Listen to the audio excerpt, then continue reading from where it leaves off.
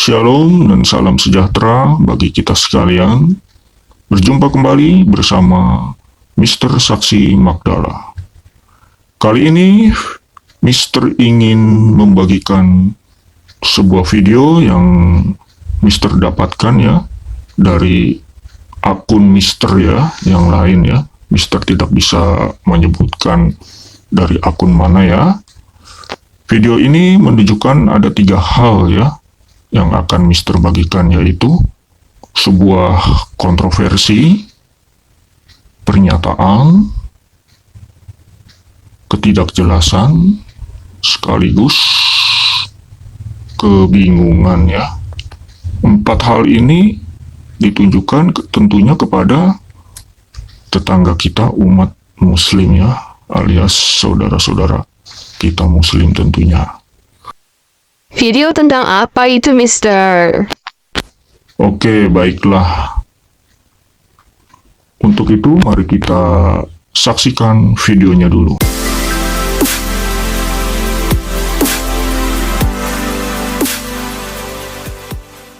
Videonya dulu. Putra Dewa 972 yang disalib itu si Yudas bang, bukan Nabi Isa. Ah, ngarang loh. Sebentar bilang Yudas, sebentar bilang Barnabas, sebentar bilang si B. Semuanya nggak jelas, tidak tepat dan tidak yakin dengan apa yang disampaikan ya. Kalau kamu nggak percaya, aku kasih tunjuk buktinya. Salah satu ustadz yang kalian bangga-banggakan ya, ini dia. Jangan kamu kemana-mana, jangan kabur. Terus kalau bisa teman-teman bantu saya share video ini dan di save supaya yang lain tahu dan mengerti siapa yang disalibkan. Mereka aja bingung, cuman Alkitab lah jawaban yang tepat dan jelas. Siapa orang yang menggantikan beliau? Namanya Yad Iskara. Namanya Yehuda Iskariah. Jangan-jangan yang disalib itu apakah Simon ini? Bisa jadi.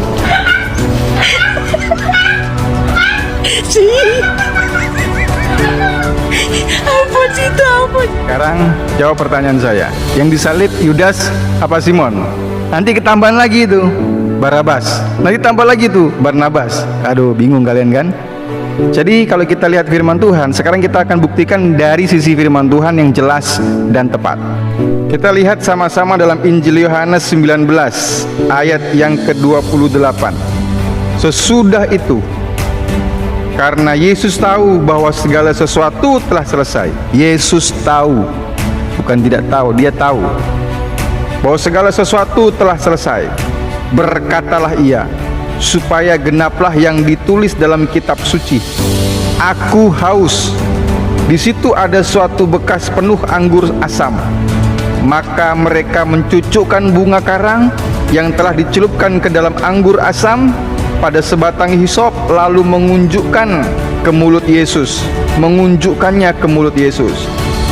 Sesudah Yesus meminum anggur asam itu, berkatalah ia, sudah selesai. Lalu ia menundukkan kepalanya dan menyerahkan nyawanya. Jadi jelas di sini ya, Yesus ya, bukan Yudas, bukan Simon, Yesus. Saya lanjut di ayat yang ke-34. Tetapi seorang dari antara prajurit itu menikam lambungnya dengan tombak, dan segera mengalir keluar darah dan air. Dan orang yang melihat hal itu sendiri yang memberikan kesaksian. Orang yang melihat itu sendiri, hal itu sendiri memberikan kesaksian. Jadi ada saksinya ini. Dan kesaksiannya benar, bukan hoax, bukan bohong, bukan dusta, benar. Dan ia tahu bahwa ia mengatakan kebenaran supaya kamu juga percaya. Jadi peristiwa tentang kematian Yesus Kristus itu ada saksinya, dan itu benar, bukan dusta, apalagi hoax. Saya tambahkan buat kamu Matius 27 ayat yang ke mana ya? Sebentar. Ayat yang ke ini 50. Yesus berseru pula dengan suara nyaring lalu menyerahkan nyawanya. Dan lihatlah tabir bait suci terbelah dua dari atas sampai ke bawah, dan terjadilah gempa bumi, dan bukit-bukit batu terbelah, dan kuburan-kuburan terbuka, dan banyak orang kudus yang telah meninggal bangkit. Luar biasa ya, luar biasa. Ayat 54 deh. Kepala pasukan dan prajurit-prajurit yang menjaga Yesus waktu disalib itu sangat takut ketika mereka melihat gempa bumi dan apa yang telah terjadi. Lalu berkata, siapa berkata? Kepala pasukan dan prajurit-prajuritnya, sungguh ia ini anak Allah. Mereka pada akhirnya mengakui bahwa orang yang mereka salibkan anak Allah.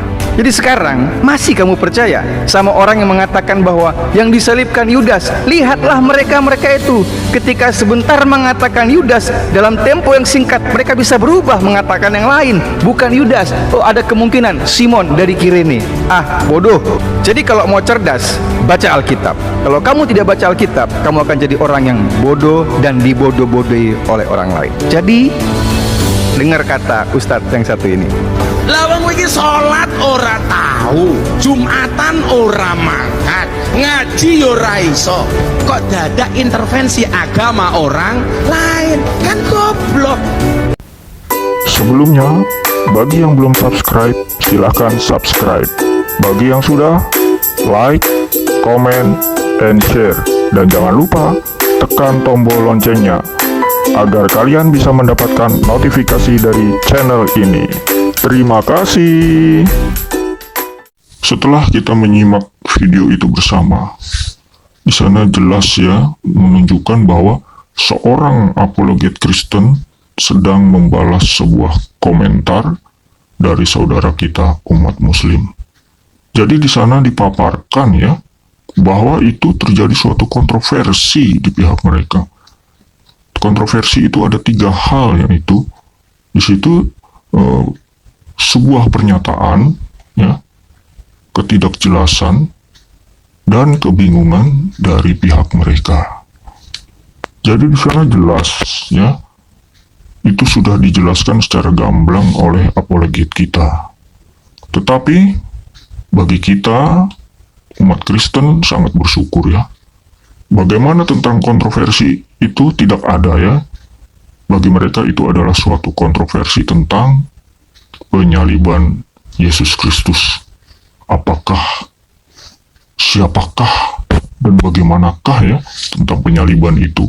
Benarkah Yesus Kristus atau bukan, atau siapa?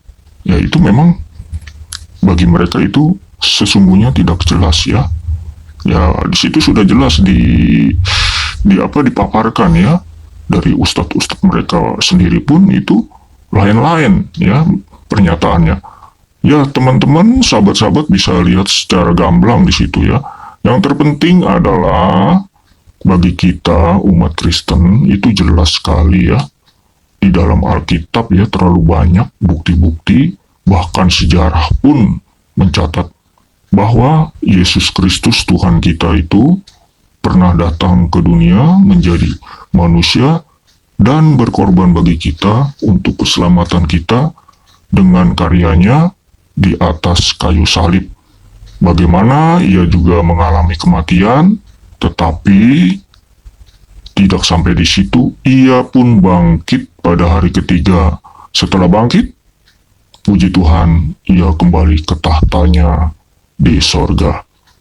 Kita patut bersyukur, saudara-saudaraku yang terkasih, kita memiliki Tuhan dan Allah yang sejati, Allah yang pernah menyatakan dirinya di dalam dunia ini, Allah yang faktual, yang terbukti ada.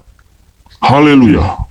Sekian video Mister kali ini, kiranya boleh memberkati kita semua dan seluruh sahabat-sahabat yang telah menyaksikan video ini.